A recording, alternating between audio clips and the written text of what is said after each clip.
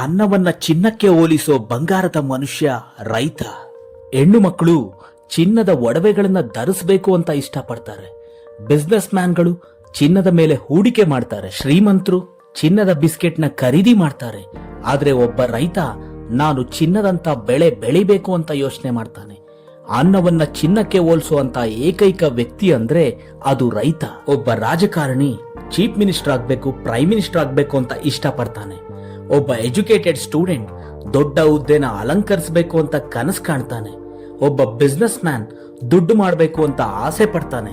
ಆದ್ರೆ ದೊಡ್ಡ ದೊಡ್ಡ ಆಸೆಗಳನ್ನೆಲ್ಲ ಪಕ್ಕಕ್ಕಿಟ್ಟು ತನ್ನ ಚಿಕ್ಕ ಜಮೀನಿನಲ್ಲಿ ಉಸಿರನ್ನ ಬೇಯಿಸಿ ಬಿಸಿಲು ಮಳೆಗೆ ಜೀವ ತೆತ್ತು ನೀರು ನೆರಳು ಇಲ್ಲದೆ ಬೆಳೆನ ಕಾಯ್ತಾ ಮುಷ್ಟಿ ಬೀಜನ ರಾಶಿ ಮಾಡೋ ಜೀವನೇ ರೈತ. ಸಂಬಳಕ್ಕಾಗಿ ದುಡಿಯೋ ಎಷ್ಟೋ ಜನ ಒಂದೆರಡು ತಿಂಗಳು ಸಂಬಳ ಸಿಗದೆ ಇದ್ರೆ ಕಂಪನಿ ಬದಲಾಯಿಸ್ತಾರೆ. ರಾಜಕಾರಣಿಗಳು ಮಂತ್ರಿ ಸ್ಥಾನ ಸಿಕ್ಕಿಲ್ಲ ಅಂದ್ರೆ ಪಕ್ಷಾನೇ ಬದಲಾಯಿಸ್ತಾರೆ. ಒಂದು ಬಿಸ್ನೆಸ್ ನಲ್ಲಿ ಲಾಭ ಇಲ್ಲ ಅಂದ್ರೆ ಅದನ್ನ ಬಿಟ್ಟು ಇನ್ನೊಂದು ಬಿಸ್ನೆಸ್ ಮಾಡ್ತಾರೆ. ಆದ್ರೆ ಒಬ್ಬ ರೈತ ಮೋಡ ಮಳೆ ಸುರಿಸದೇ ಇದ್ರೂನು, ಭೂಮಿ ತಾಯಿ ಬೆಳೆ ನೀಡದೇ ಇದ್ರೂನು, ಬೆಳೆದಿರೋ ಫಸಲಿಗೆ ಸೂಕ್ತವಾದ ಬೆಲೆ ಸಿಗದೇ ಇದ್ರೂನು ಅದೇ ಜಾಗದಲ್ಲೇ ಮತ್ತೊಂದು ಸಲ ನಂಬಿಕೆ ವಿಶ್ವಾಸದಿಂದ ಕೃಷಿ ಮಾಡಿ ಕೋಟ್ಯಾಂತರ ಜನರ ಹೊಟ್ಟೆ ತುಂಬಿಸ್ತಾನೆ.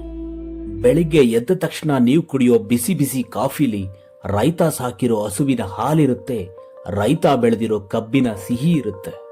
ನಾವು ಪ್ರತಿನಿತ್ಯ ಬಳಸೋ ಬಣ್ಣ ಬಣ್ಣದ ಕಾಟನ್ ಬಟ್ಟೆಗಳು ತಯಾರಾಗೋದು ರೈತ ಬೆಳೆದಿರೋ ಹತ್ತಿಯಿಂದ. ರುಚಿ ರುಚಿಯಾಗಿರೋ ಅಡಿಗೆನ ಊಟ ಮಾಡಿ ನಮ್ಮ ಹಸಿವನ್ನ ನೀಗಿಸ್ಕೊಳ್ಳೋದಿಕ್ಕೆ ಕಾರಣನೂ ರೈತಾನೆ. ದೇವರು ನಮಗೆ ಆರೋಗ್ಯ, ಆಯಸ್ಸು, ಐಶ್ವರ್ಯ ಕೊಡ್ಲಿ ಅಂತ ಪೂಜೆ ಮಾಡ್ತೀವಿ. ಆದ್ರೆ ಪೂಜೆಗೆ ಬಳಸೋ ಎಷ್ಟೋ ವಸ್ತುಗಳನ್ನ, ಹೂಗಳನ್ನ ರೈತ ಬೆಳೆದಿಲ್ಲ ಅಂದ್ರೆ ದೇವರ ಪೂಜೆನೇ ನಿಂತು ಹೋಗುತ್ತೆ.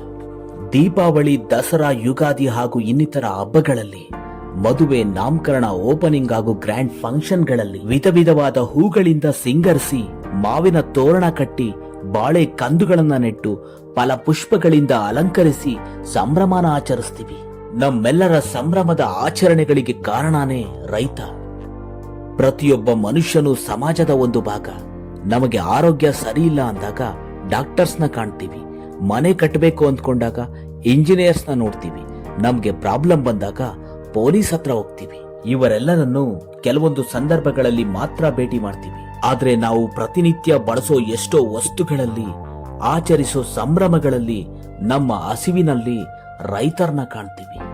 ಸೂಟು ಬೂಟು ಹಾಕಿರೋ ವ್ಯಕ್ತಿನ ನೋಡಿದ ತಕ್ಷಣ ಸರ್ ಅಂತ ರೆಸ್ಪೆಕ್ಟ್ ಕೊಡ್ತೀವಿ. ದೊಡ್ಡ ಸ್ಥಾನದಲ್ಲಿರೋ ಆಫೀಸರ್ಗಳಿಗೆ ಕೈ ಮುಗಿದು ಗೌರವ ಕೊಡ್ತೀವಿ. ದುಡ್ಡಿರೋ ಶ್ರೀಮಂತರಿಗೆ ಯಜಮಾನ್ರು ಅಂತ ಕರಿತೀವಿ. ಆದ್ರೆ ರೈತರಿಗೆ ಹಳ್ಳಿಯವನು ಅವಿದ್ಯಾವಂತ, ಸರಿಯಾಗಿ ಮಾತಾಡಕ್ ಬರಲ್ಲ, ಸ್ವಚ್ಛವಾಗಿಲ್ಲ ಅಂತ ಆಡ್ಕೊಳ್ತಾರೆ.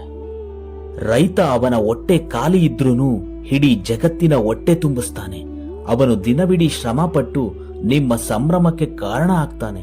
ಅವನು ಮಣ್ಣಾಗಿರೋ ಹಳೆ ಬಟ್ಟೆ ಹಾಕೊಂಡಿದ್ರೂನು ನಿಮಗೆ ಬಣ್ಣ ಬಣ್ಣದ ಬಟ್ಟೆಗಳನ್ನ ಕೊಡುಗೆ ನೀಡ್ತಾನೆ.